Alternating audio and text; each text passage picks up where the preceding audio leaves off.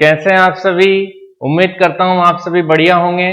ठीक है बच्चों, तो पिछली क्लास में हमने देखा था हमारा 11th क्लास केमिस्ट्री का जो पहला चैप्टर है some basic concepts of chemistry, उसके अंदर हमने हमारे चैप्टर का इंट्रोडक्शन देखा था कि हमारे चैप्टर में कौन कौन से टॉपिक्स आएंगे और कौन कौन से टॉपिक्स हमारे लिए सबसे ज्यादा इंपॉर्टेंट होंगे। उसके बाद हमने हमारा पहला जो चैप्टर है उसके अंदर जो पहला टॉपिक है नेचर ऑफ मैटर वो स्टार्ट किया था, उसको पूरा पढ़ लिया था। उसके अंदर हमने मैटर क्या होता है, मैटर को कितने टाइप में क्लासिफाई किया गया है, बहुत अच्छे से पढ़ लिया था।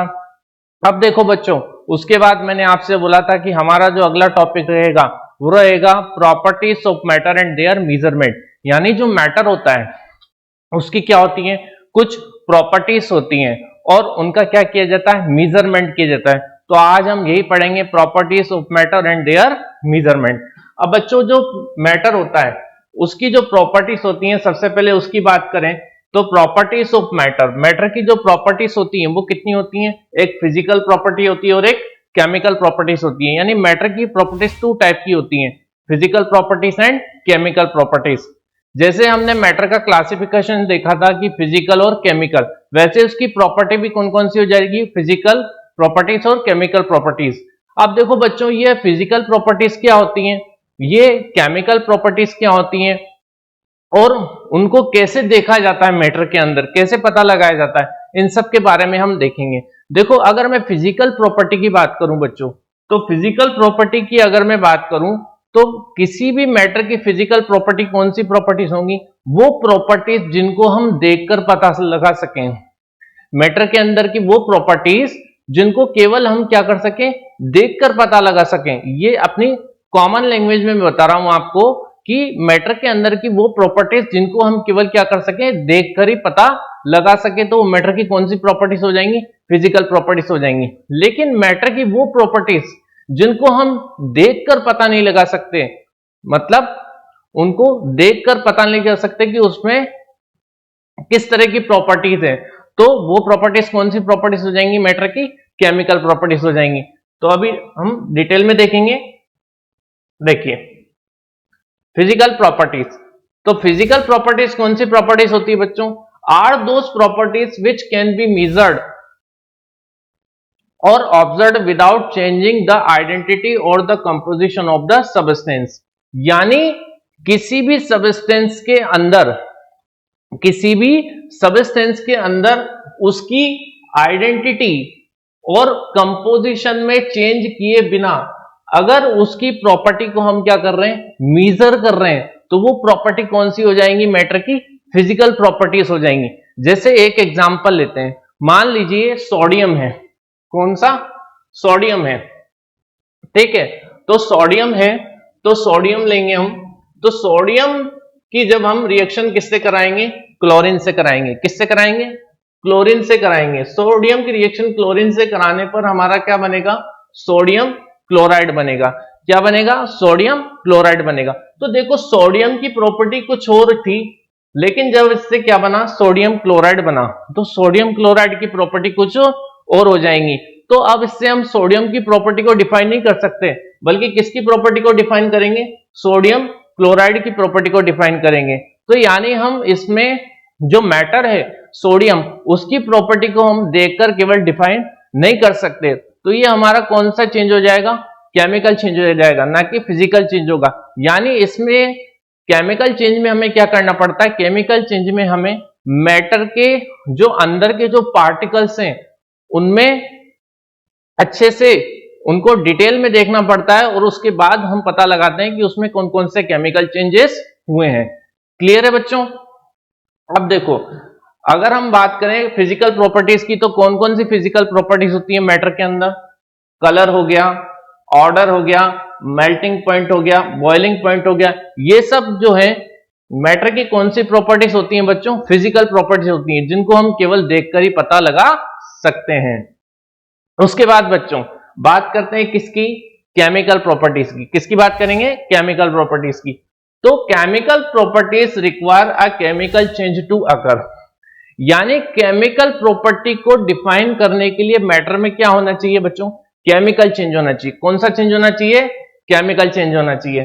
जैसे एक एग्जांपल देता हूं मैं आपको, जैसे मान लीजिए आप हाइड्रोजन की रिएक्शन जब किससे करवाते हैं, क्लोरीन एलिमेंट से करवाते हैं। हाइड्रोजन एलिमेंट की रिएक्शन किससे करवाते हैं, क्लोरीन एलिमेंट से करवाते हैं, तो आपका क्या बनता है, HCl बनता है। ठीक है, हाइड्रोक्लोरिक एसिड बनता है नहीं बनता। तो बच्चों जो हाइड्रोजन है ना तो वो एसिडिक होता है ना क्लोरीन एलिमेंट एसिडिक होता है, लेकिन जो बनने वाला जो HCl है वो कैसा होता है, एसिडिक होता है। यानी बनने वाले कंपाउंड की जो प्रॉपर्टी है वो इसके रिएक्टेंट से, जो इसके रिएक्टेंट पार्टिकल्स हैं उससे बिल्कुल अलग हो जाती है। तो ऐसी प्रॉपर्टीज कौन सी प्रॉपर्टीज हो जाती है, फिर हमारी केमिकल प्रॉपर्टीज हो जाती हैं। तो क्लियर है बच्चों, केमिकल प्रॉपर्टीज क्या होती हैं। अब जैसे एसिडिटी हुआ, बेसिसिटी हुआ, कंबस्टिबिलिटी हुआ, ये सब क्या होती हैं, केमिकल प्रॉपर्टीज होती हैं। तो क्लियर है, तो ये बच्चों थी केमिकल और फिजिकल प्रॉपर्टीज मैटर की। अब इसके बाद इसके मेजरमेंट की बात करेंगे। ठीक है, मेजरमेंट, तो देखो मेरी बात सुनो, मेजरमेंट का मतलब क्या होता है, नापना, तोलना, यही सब मेजरमेंट होता है। अब मेजरमेंट के अंदर अगर मैं बात करूं तो कुछ क्वांटिटीज होती हैं, कुछ बेसिक क्वांटिटीज होती हैं जिसके बेसिस पर, यानी जिनका यूज करके हम मैटर की जो क्वांटिटी है उसको मेजर करते हैं। तो हमारी जो SI यूनिट है यानी इंटरनेशनल सिस्टम यूनिट जो है, उसके अंदर 7 बेसिक फिजिकल क्वांटिटीज और 7 बेसिक यूनिट्स हैं। यानी SI यूनिट्स के अकॉर्डिंग जो ये यूनिट्स हैं उनकी क्वांटिटी और यूनिट्स वो बिल्कुल फिक्स हैं, चाहे वर्ल्ड में कोई सी भी जगह हो, इनकी जो क्वांटिटी है, इनकी जो यूनिट्स है वो फिक्स है पूरे वर्ल्ड में। ठीक है, और बाकी की जो सारी यूनिट्स रहेंगी, बाकी की जितनी भी यूनिट्स रहेंगी या फिजिकल क्वांटिटीज रहेंगी, वो इन्हीं 7 बेसिक फिजिकल क्वांटिटीज और यूनिट से मिलकर बनी है। तो कौन कौन सी फिजिकल क्वांटिटीज हैं और यूनिट्स हैं उसके बारे में एक बार देख लेते हैं बच्चों। और ये जो यूनिट्स हैं ना, ये जो फिजिकल क्वांटिटीज और यूनिट्स हैं, ये सबसे ज्यादा आपके फिजिक्स में काम आती है। मतलब केमिस्ट्री में तो आप लोगों के काम आएगी सही है, लेकिन ये फिजिक्स में भी काम आती है। आपका फिजिक्स का पहला या दूसरा चैप्टर ही होगा जिसमें सबसे ज्यादा इन फिजिकल क्वांटिटीज का यूज किया जाता है। तो देखें बच्चों कौन कौन सी फिजिकल क्वांटिटीज हैं। ठीक है, तो फिजिकल क्वांटिटीज की अगर मैं बात करूं तो सबसे पहले लेंथ। अब लेंथ को आप जानते हैं, लेंथ को आप सेंटीमीटर में भी मेजर कर सकते हैं, ठीक है, किलोमीटर में भी मेजर कर सकते हैं, मीटर में भी मेजर कर सकते हैं। लेकिन जो इसकी SI यूनिट है वो SI यूनिट क्या है, मीटर है। ठीक है, और इसका सिंबल क्या हो जाएगा, M हो जाएगा। क्लियर है। उसके बाद अगर मैं मास की बात करूं तो बच्चों मास को हम जानते हैं कि हम ग्राम में भी मेजर कर सकते हैं, किलोग्राम में भी मेजर कर सकते हैं, लेकिन जो इसकी SI यूनिट के अकॉर्डिंग जो इसकी यूनिट होगी वो कौन सी होगी, किलोग्राम होगी। उसके बाद अगर इसके सिंबल की बात करें तो सिंबल क्या होगा इसका, kg।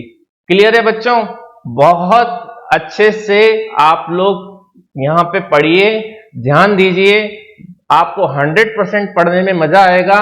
बस अपना पूरा फोकस पढ़ाई में रखिए और यहां ध्यान दीजिए। ठीक है बच्चों।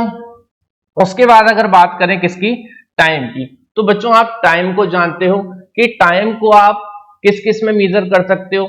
टाइम को आप सेकंड में भी मेजर कर सकते हो, मिनट में भी मेजर कर सकते हो, आवर्स में भी मेजर कर सकते हो, लेकिन इसकी जो SI यूनिट है टाइम की वो क्या रहेगी, सेकंड रहेगी।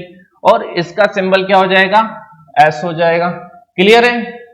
अब बात करूं मैं इसी तरीके से टेम्परेचर की, तो टेम्परेचर को आप देखो डिग्री सेल्सियस में भी मेजर करते हैं, डिग्री फ़ारेनहाइट में भी मेजर करते हैं, ठीक है, और केल्विन में भी मेजर करते हैं। तो लेकिन इसकी जो SI यूनिट है वो कौन सी है, केल्विन। SI यूनिट कौन सी है इसकी, केल्विन। ठीक है, और इसको किससे रिप्रेजेंट करते हैं, K से रिप्रेजेंट करते हैं। अब देखो बच्चों इसी तरीके से इलेक्ट्रिक करंट की जो SI यूनिट है वो कौन सी हो जाएगी, एम्पियर हो जाएगी, और इसका सिंबल क्या हो जाएगा, A हो जाएगा। उसके बाद ल्यूमिनस इंटेंसिटी की जो यूनिट है वो कौन सी हो जाएगी, कैंडेला हो जाएगी, और इसका सिंबल क्या हो जाएगा, CD हो जाएगा। और इसी तरीके से अगर बात करूं मैं अमाउंट ऑफ सब्सटेंस की, तो उसकी यूनिट कौन सी हो जाएगी, मोल हो जाएगी, और उसका सिंबल क्या हो जाएगा, सिंबल भी मोल होगा। और ये आपका इंपॉर्टेंट रहेगा क्योंकि ये आपके मोल कंसेप्ट जो टॉपिक है उसके अंदर सबसे ज्यादा काम आने वाला है। ठीक है बच्चों, क्लियर है यहां तक? अब देखो आगे बात करेंगे हम कुछ एब्रिविएशंस की। जैसे आपने पढ़ा होगा माइक्रोमीटर, पिकोमीटर, नैनोमीटर।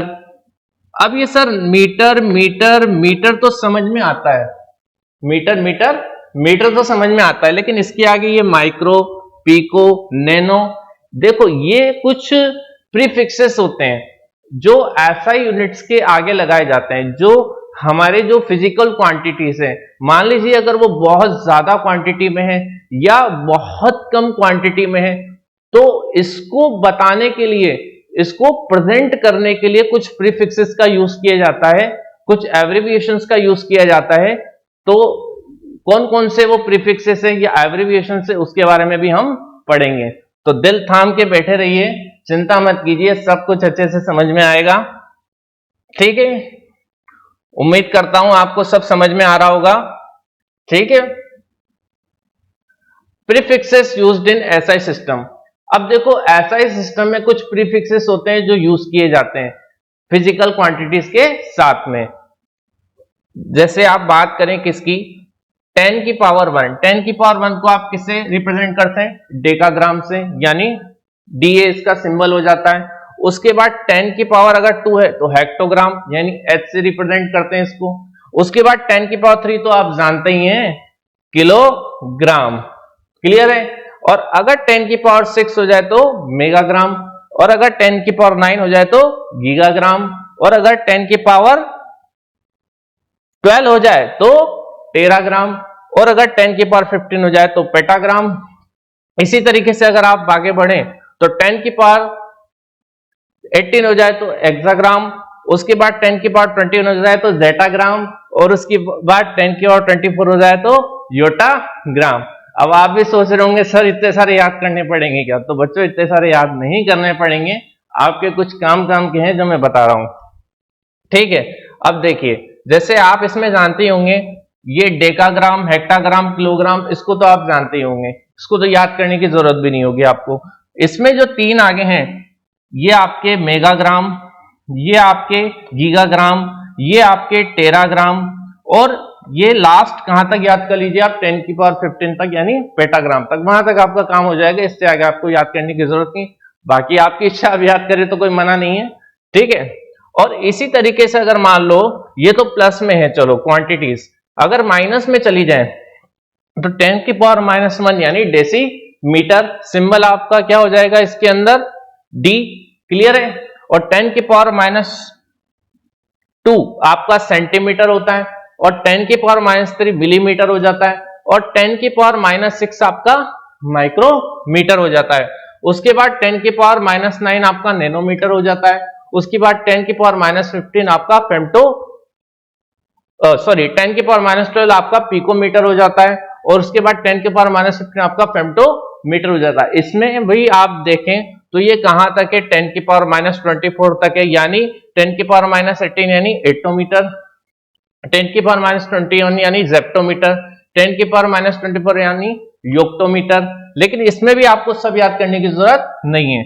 कौन कौन से याद करें आप, आपको ये तो याद ही होंगे, डेसीमीटर, सेंटीमीटर, मिलीमीटर। उसके बाद इसमें भी आप क्या याद कर लें, माइक्रोमीटर याद कर लें, नैनोमीटर याद कर लें, और पिकोमीटर, और लास्ट कहां तक याद कर लें आप, फेम्टोमीटर तक। इतने आपका काम हो जाएगा, बाकी अभी याद कर लें तो कोई प्रॉब्लम वाली बात नहीं है। ठीक है, आगे बढ़ते हैं, अब आगे बढ़ेंगे। अब देखो ये जो प्रीफिक्सेस होते हैं, ये प्रीफिक्सेस लगाकर इनके कुछ क्वेश्चंस आते हैं, मतलब इनका एक दूसरे में रिलेशन आता है, इनके रिलेशन से रिलेटेड कुछ क्वेश्चंस आते हैं, उसके बारे में भी हम देख लेते हैं। जैसे 1 किलोग्राम है तो 1 किलोग्राम को आप 10 की पावर 3 ग्राम लिखते हैं कि नहीं लिखते हैं? लिखते हैं बिल्कुल, यानी 1000 ग्राम हो जाएगा कि नहीं हो जाएगा। अब उसके बाद अगर बात करें तो 1 मेगाग्राम, अब 1 मेगाग्राम क्या होता है बच्चों, 1 मेगाग्राम 10 की पावर 6 ग्राम होता है कि नहीं होता? होता है ना, बिल्कुल होता है। अब 10 की पावर 6 ग्राम, तो इसको आप इस तरीके से लिख सकते हैं कि लिख सकते हैं, 60 लगा के लिख सकते हैं। अब इसको आप देखो 10 की पावर 3 इंटू 10 की पावर 3 ग्राम लिख सकते हैं कि लिख सकते हैं? बिल्कुल लिख सकते हैं। अब 10 की पावर 3 को आप जानते हैं कि 10 की पावर 3 आपका क्या होता है, किलोग्राम होता है, यानी आप इसकी जगह किलोग्राम लिख सकते हैं, यानी 10 की पावर 3 किलोग्राम हो जाएगा। यानी एक 1 मेगाग्राम किसके इक्वल होता है, 10 की पावर 3 किलोग्राम के इक्वल होता है। इसी तरीके से 1 गीगाग्राम इक्वल टू 10 की power 9 gram, 1 teragram equal to 10 की पावर 12 ग्राम, ठीक है, इस तरीके से। और अगर आप माइनस में आते हैं तो ये सारी बातें अपन ने करी ली। 1 डेसीमीटर इक्वल टू 10 की power -1 metre, 1 centimetre equal to 10 की power -2 metre, 1 millimetre equal to 10 की पावर -3 मीटर, ठीक है, 1 माइक्रोमीटर इक्वल टू 10 की power -6 metre, 1 nanometre equal to 10 की power -9 metre, 1 picometre equal to 10 की पावर -12 मीटर। तो ये आप देख सकते हैं। उसके बाद अगर आप आगे बढ़े तो ये तो आपका प्रीफिक्सेस हो गया, ठीक है, जो एसआई यूनिट्स के साथ में यूज किए जाते हैं। अब इसके बाद देखो कुछ बेसिक क्वांटिटीज होती हैं, जैसे आपका मास एंड वेट हो गया, वॉल्यूम हो गया, डेंसिटी हो गया, टेम्परेचर हो गया। तो इनके बारे में हम अच्छे से पढ़ने वाले हैं। बस पूरा फोकस रखो, ध्यान रखो, अच्छे से समझ में आने वाला है। और एक बात, मुस्कुराते हुए पढ़ो। ये बात मैं अपने हर वीडियो में बोलूंगा कि मुस्कुराते हुए पढ़िए, क्योंकि आपको मुस्कुराकर ही पढ़ना है। मुस्कुराकर पढ़ेंगे, प्रसन्न होकर पढ़ेंगे, हैप्पीनेस के साथ पढ़ेंगे तो आपको अच्छे से समझ में भी आएगा, ठीक है। तो मास एंड वेट की बात कर लेते हैं। अब देखो बच्चों, मास और वेट जो होता है वो दोनों अलग अलग होता है। मास और वेट क्या होता है, दोनों अलग अलग होता है। अब अलग अलग कैसे होता है, हालांकि जो हमारी केमिस्ट्री है, केमिस्ट्री के अंदर अगर हम जैसे बात करते हैं मोल कंसेप्ट के अंदर, तो मोल कंसेप्ट के अंदर हम मास और वेट को लगभग सेम ले लेते हैं, लेकिन वो केमिस्ट्री में लेते हैं और हमारी केमिस्ट्री में कोई प्रॉब्लम भी नहीं है, हम मास और वेट को इक्वल ही लेंगे। ये फिजिक्स में होता है, फिजिक्स में मास और वेट को अलग अलग लिया जाता है, लेकिन फिर भी आपको पता होना चाहिए कि मास और वेट दोनों अलग अलग होते हैं, और मास क्या होता है और वेट क्या होता है। अब देखिए मास की बात करें तो mass of a substance is the amount of matter present in it. जो मास होता है सब्सटेंस का वो क्या होता है, जो सब्सटेंस के अंदर अमाउंट प्रेजेंट है वो। जैसे मान लीजिए ये सब्सटेंस है आपका, अब इस सब्सटेंस के अंदर जो अमाउंट ऑफ मैटर होगा, क्या होगा, अमाउंट ऑफ मैटर होगा, अमाउंट ऑफ मैटर होगा, वही आपका क्या होगा, इसका मास होगा।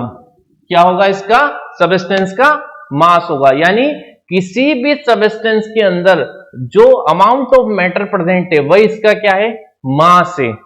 लेकिन अगर मैं बात करूं किसकी, वेट की, अब वेट की मैं बात करूं तो while weight is the force exerted by gravity on an object, यानी किसी भी ऑब्जेक्ट पर ग्रेविटी के थ्रू जो फोर्स लगता है उस फोर्स को ही आप क्या कहते हैं, वेट कहते हैं। जैसे एक एग्जांपल देके बताता हूं मैं आपको, अभी अच्छे से समझ में आएगा। जैसे मान लीजिए मेरा वेट कितना है, 70 किलोग्राम तो होगा लगभग, वैसे मैंने मेजर नहीं किया है कभी, लेकिन मान तो सकते हैं हम। तो मेरा जैसे मान लीजिए वेट कितना है, 70 केजी है। अब मेरा वेट 70 केजी है, लेकिन मेरा मास कितना है, मेरा मास होगा बच्चों 7 किलो केजी के अराउंड लगभग। कैसे, मैं बताता हूं आपको, क्योंकि जो आपका वेट होता है वो weight equal to mass into gravity. क्या होता है, मास इंटू ग्रेविटी।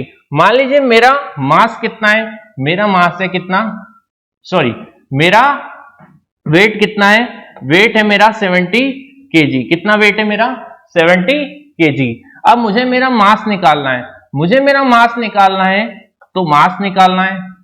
अब ग्रेविटी की वैल्यू आप जानते हैं कितनी होती है, वैसे तो 9.8 समथिंग होती है, लेकिन हम उसको अराउंड किसके ले लेते हैं, 10 के ले लेते हैं। आपको भी पता होगा, जब मैं 70 में 10 से डिवाइड करूंगा तो m इक्वल टू कितना आएगा, m इक्वल टू 7 केजी। यानी मेरा मास कितना है, केजी, ठीक है। यानी देखो बच्चों क्या होता है कि जैसे मेरा मास है कितना, 7 केजी। अब मुझ पर क्या लग रही है, ग्रेविटी लग रही है, लग रही नहीं लग रही, तो उस ग्रेविटी की वजह से जो मतलब मुझे अर्थ जो मुझे अपनी तरफ खींच रही है, उस ग्रेविटी की वजह से मेरा जो वेट हो जाएगा वो कितना हो जाएगा, 70 kg हो जाएगा।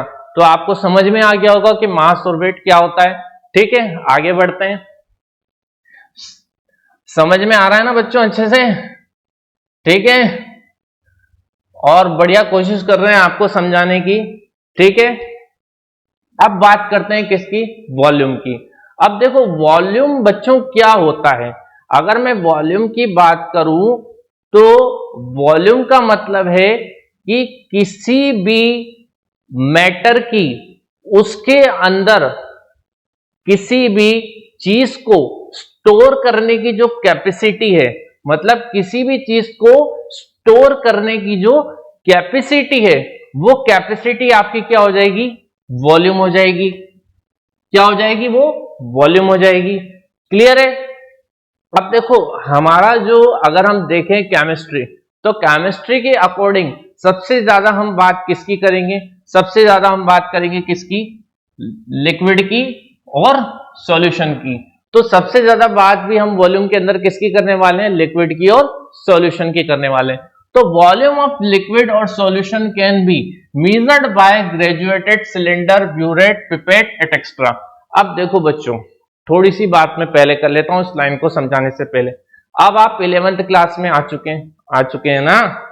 किसी को लगता तो नहीं है मैं अभी तक 10th में ही बैठा हूं, आ चुके हैं ना 11th क्लास में। अब आप 11th क्लास में आ चुके हैं। अब 11th क्लास में अब आ चुके हैं तो आप प्रैक्टिकल करेंगे।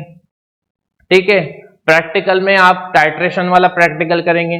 टाइट्रेशन वाला प्रैक्टिकल क्या होता है, मेजरमेंट ऑफ वॉल्यूम किया जाता है उसके अंदर। तो उसके अंदर आप बहुत सारी चीजें देखेंगे। जैसे आप कौन कौन सी चीजें देखेंगे, जैसे आप ब्यूरेट देखेंगे।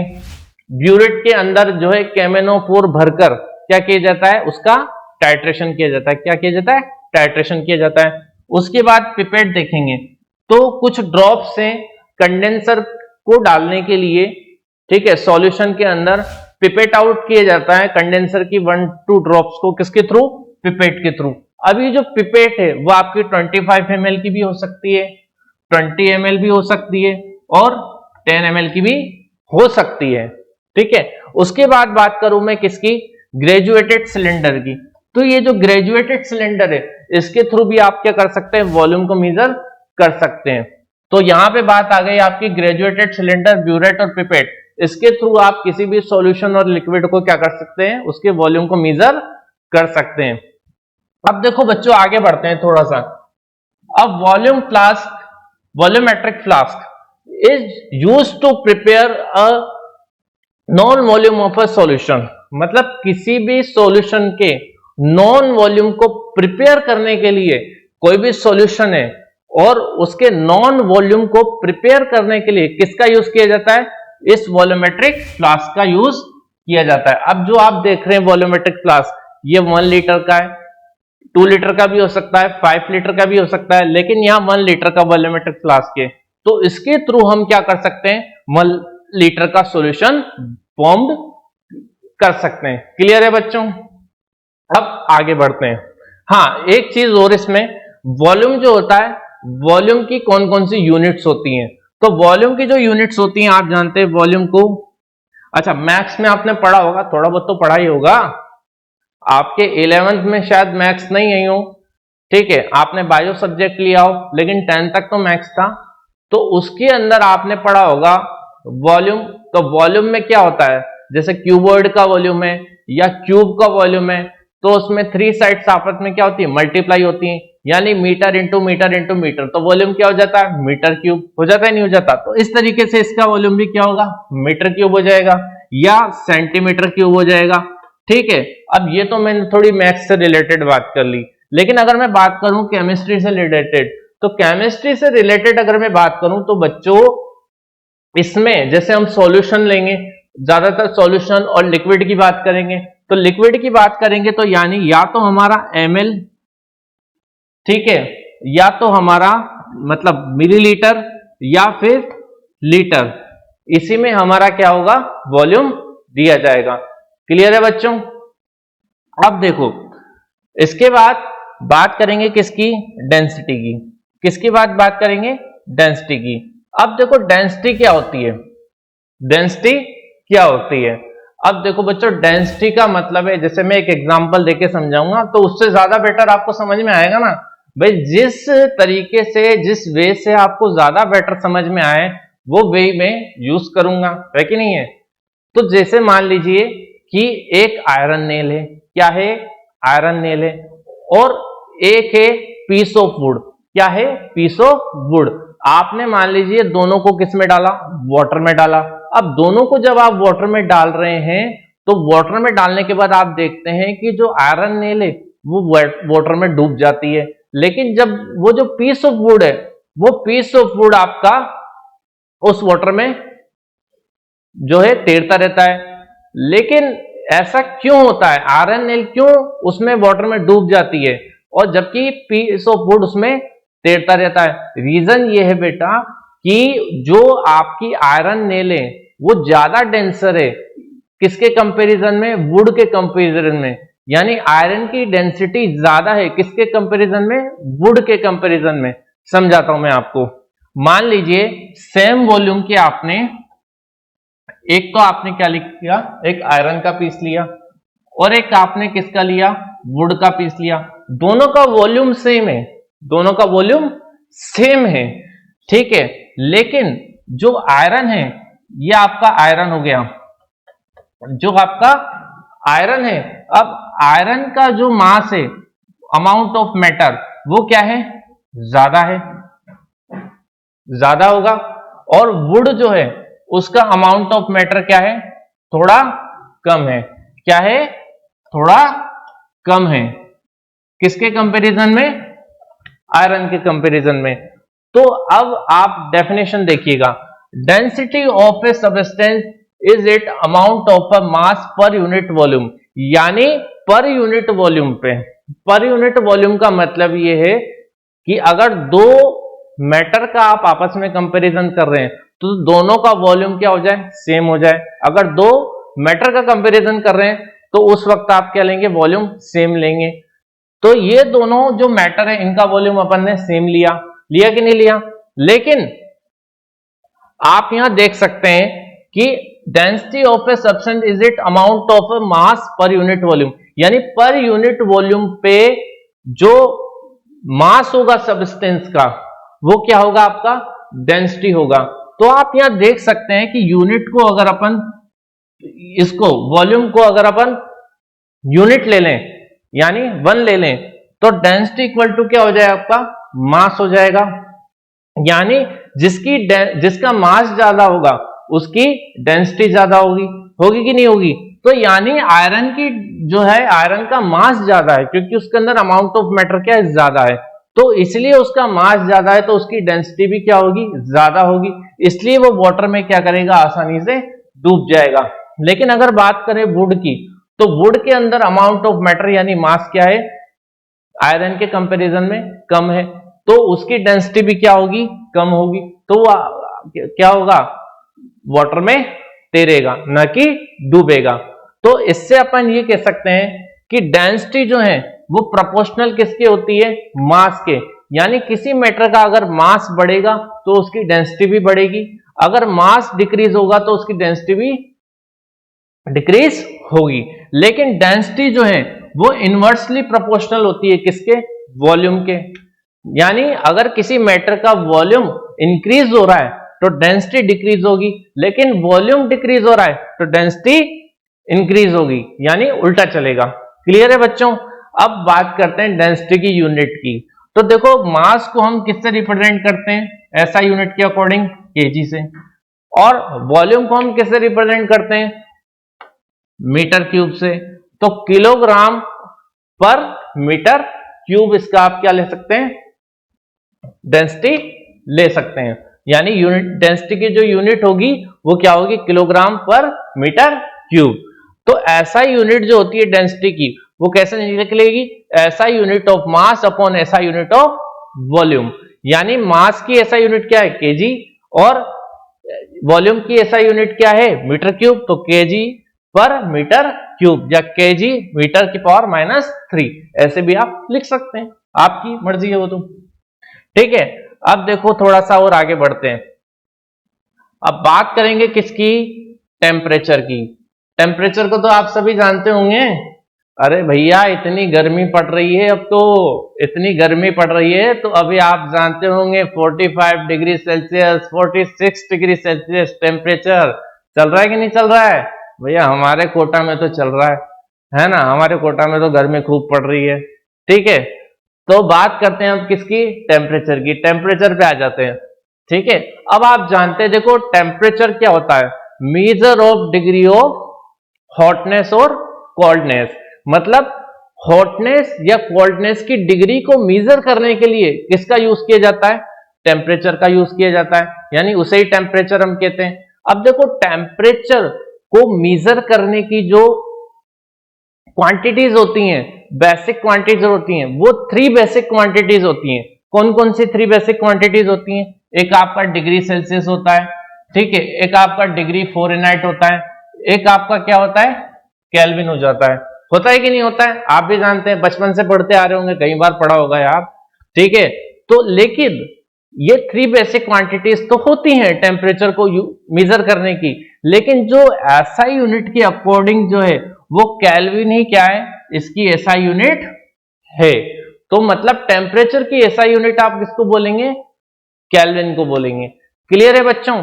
लेकिन बेटा बात यह है कि हम जहां भी देखते हैं, जिधर भी देखते हैं, किसी भी न्यूमेरिकल में देखते हैं, तो या तो हमें टेम्परेचर किस में दिया जाता है, डिग्री सेल्सियस में, या फिर किस में दिया जाता है, डिग्री फ़ारेनहाइट में दिया जाता है, और अधिकतर डिग्री सेल्सियस में ही दिया जाता है। बेटा अभी हमारा जो नॉर्मल जो टेम्परेचर चल रहा है, तो हम इसको किस में मेजर करते हैं, हम ये तो कहते हैं 45 डिग्री सेल्सियस टेम्परेचर चल रहा है या 46 डिग्री सेल्सियस टेम्परेचर चल रहा है, तो यानी उसको डिग्री सेल्सियस में ही तो कर रहे हैं, हम भी यूज कर रहे हैं कि नहीं कर रहे हैं, हम केल्विन में थोड़ी यूज करते हैं।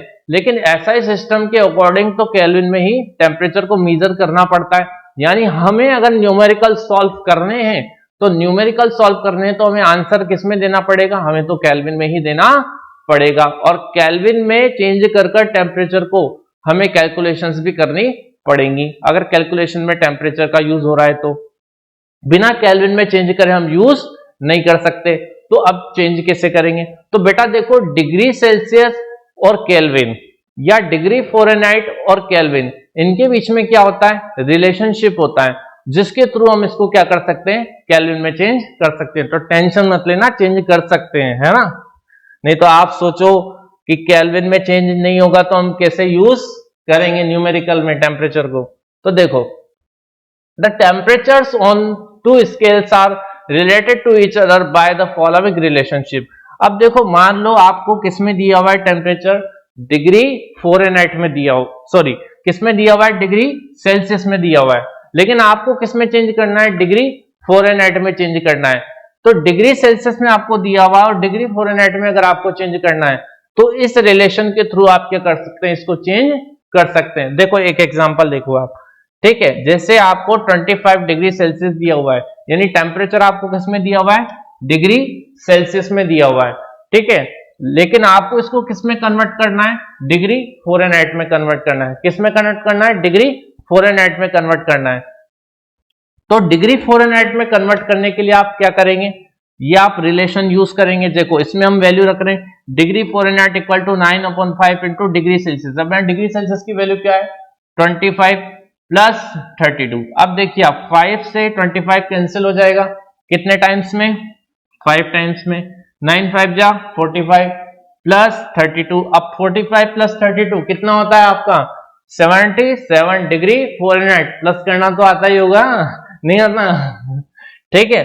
तो अगर हमें टेम्परेचर किसमें दिया हुआ है, डिग्री सेल्सियस में, तो डिग्री फ़ारेनहाइट में बदलने के लिए, चेंज करने के लिए हम इस रिलेशनशिप का यूज करेंगे। या मान लीजिए हमें किसमें दिया हुआ है, डिग्री फ़ारेनहाइट में, किसमें दिया हुआ है, डिग्री फ़ारेनहाइट में, लेकिन हमें किसमें चेंज करना है, डिग्री सेल्सियस में, तो हम तो भी इस रिलेशन का यूज कर सकते हैं। यानी अगर मान लीजिए हमें दिया हुआ है कितना, 96 डिग्री फ़ारेनहाइट दिया हुआ है, क्या दिया हुआ है हमें, 96 डिग्री फ़ारेनहाइट दिया हुआ है, लेकिन हमें किस में चेंज करना है, डिग्री सेल्सियस में चेंज करना है। तो इसी रिलेशन के अंदर हम डिग्री फ़ारेनहाइट के अंदर कितना रख देंगे, 90 डिग्री सेल्सियस रख देंगे वैल्यू, जिससे हमें डिग्री सेल्सियस में वैल्यू जो है टेम्परेचर की मिल जाएगी। क्लियर है बच्चों।